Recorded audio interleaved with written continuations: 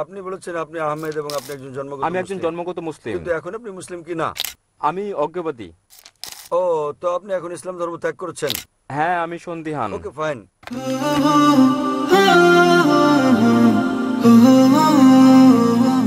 ওকে, আমার প্রশ্ন হচ্ছে, কি জন্য আমার আপনার অন্যান্য মুসলিম ও আমার কিছু বন্ধুর মতো বিশ্বাস নেই?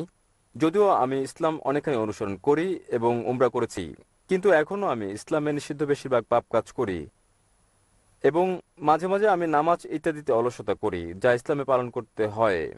আমি অনেক বই পড়েছি অন্য ধর্ম সম্পর্কিত ও ষড়যন্ত্র তথ্য সহ, এবং ইউটিউবে আমি আপনার ভিডিও, প্রামাণ্যচিত্র ইত্যাদি দেখেছি, এবং আমার মাথায় ঘুরপাক খায় অনেক প্রশ্ন আল্লাহ, রাসূল ও সমগ্র মুসলিমদের ব্যাপারে।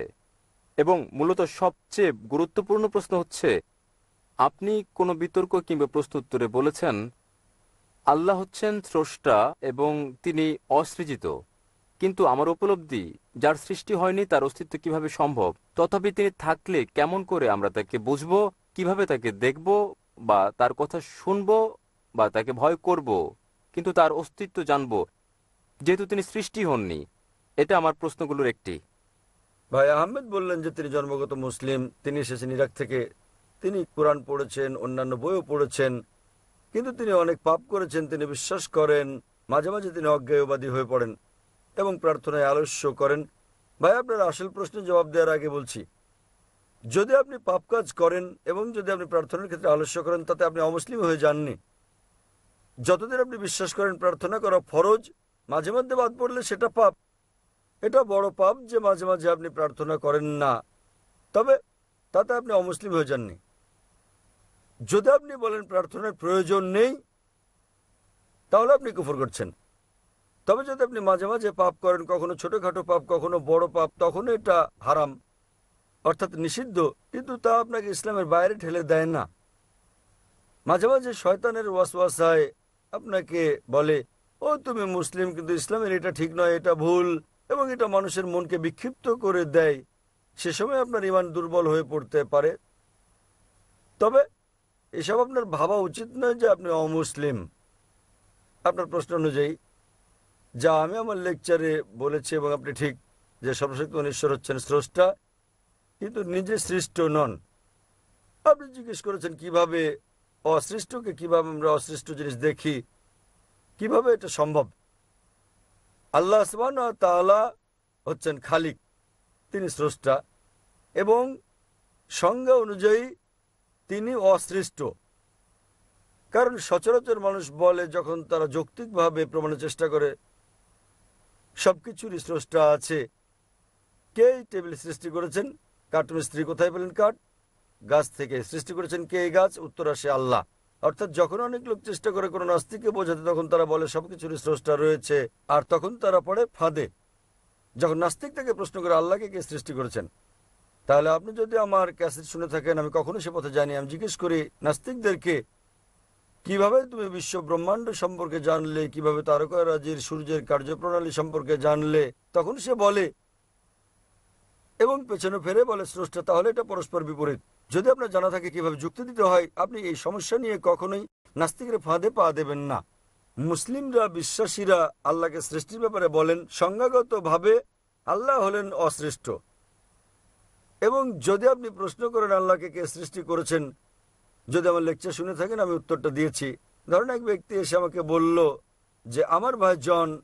হ্যাঁ, আমি জানি, আমি দেখেছি, আমি শুনেছি, তবে আমি বলতে চাই কিভাবে তিনি বিরাজ করেন সেটাই আল্লাহ, যদি তিনি অসৃজিত সেটাই হন। আপনিও আল্লাহর মধ্যে তফাৎ। তিনি কিভাবে বিরাজমান, মানে তিনি বিরাজিত ছিলেন পূর্ব থেকে, তার কোনো শুরু নেই। আপনার এবং আমার শুরু আছে মানুষের বেলায়, আর সেটাই আমাদের ও আল্লাহর মধ্যে পার্থক্য। আপনি বলতে পারেন না যে আল্লাহকে আমাদের মতো হতে হবে। যদি আল্লাহ আপনার আমার মতো হন, তাহলে তার ইবাদত করবো কেন? তাই আপনি কি বিগ ব্রাদারের ঘটনা কখনো শুনেছেন?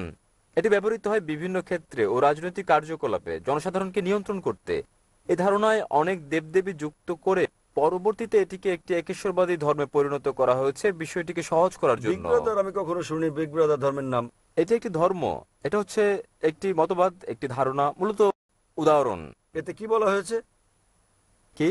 এই ধারণায় কি বলা হয়েছে? এতে কি বলা হয়েছে সেটা হচ্ছে, যখন আপনার একজন বড় ভাই থাকে, আপনার জীবনযাপন নির্বিঘ্ন হয়, যখন সার্বক্ষণিক দেখাশোনার জন্য আপনার কেউ থাকে, সবসময় আপনাকে বোঝেন, রক্ষা করেন, আপনার সঙ্গে থাকেন এবং আপনি তার সঙ্গে কথাও বলতে পারেন, যদিও তিনি কখনো আপনার সাথে কথা বলেন না, থাকতে পারেন আপনার স্বপ্নে ইত্যাদিতে, ফলে আপনার জীবন ধারণ সহজ হয়, যার কোনো বিগ ব্রাদার নেই এবং সব কাজ সহজে নিয়ন্ত্রণ করেন না এবং পুরোপুরি স্বাধীনতা ভোগ করা বড় শাসক ব্যক্তির জন্য বিপজ্জনক। এতে কি বলা হয়েছে আমি জানি না। বিগ ব্রাদার থাকতেও পারেন, বিগ ব্রাদার নাও থাকতে পারেন, তাতে কি এসে যায় ইসলাম এবং আল্লাহর? তাতে কি এসে যায়? কারণ মূলত আল্লাহ সব সময় আপনার খেয়াল রাখছেন। তিনি তাহলে আপনি কি বলতে চান আল্লাহ একজন বড় ভাইয়ের মতো? একেবারেই আপনার সুরক্ষার জন্য আপনি তাকে ব্যবহার করছেন, আপনি তাকে ছেড়ে দেবেন না। আপনি জানেন আমি কি বলছি। দেখেন, এটা হচ্ছে একটা হাইপোথিসিস, এটা হচ্ছে একটা ধারণা। যদি আপনি শুনে থাকেন কিভাবে আমি বোঝাই কোন নাস্তিককে, যদি আপনি আমার উত্তর শোনেন, আপনি বলেছেন আমি অজ্ঞবাদী, আপনি নাস্তিক। হ্যাঁ, আমার প্রথম কাজ হচ্ছে আমি তাকে অভিনন্দন জানাই। কি? আমি তাকে অভিনন্দন জানাই। হ্যাঁ, আপনি কি হ্যাঁ, আমার উত্তর শুনেছেন?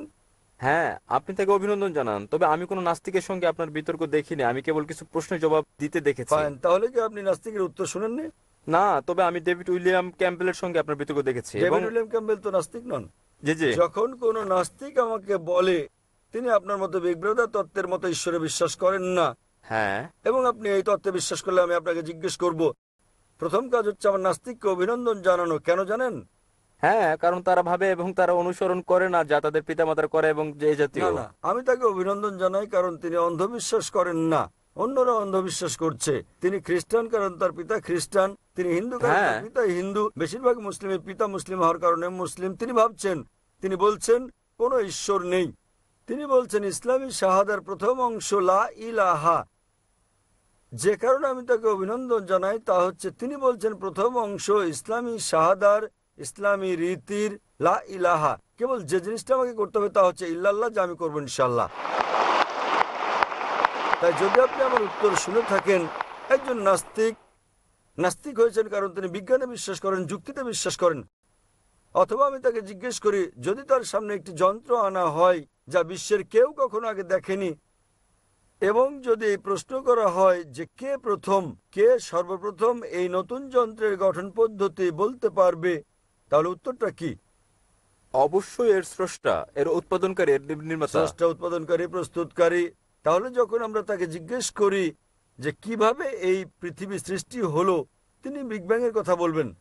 তিনি যা বলবেন তা 1400 বছর আগে উল্লেখ করা হয়েছে কোরআনে, সূরা আম্বিয়া অধ্যায় নম্বর 21 আয়াত নম্বর 30। أولم ير الذين كفروا أن السماوات والأرض كانت رتقا فتقناهما।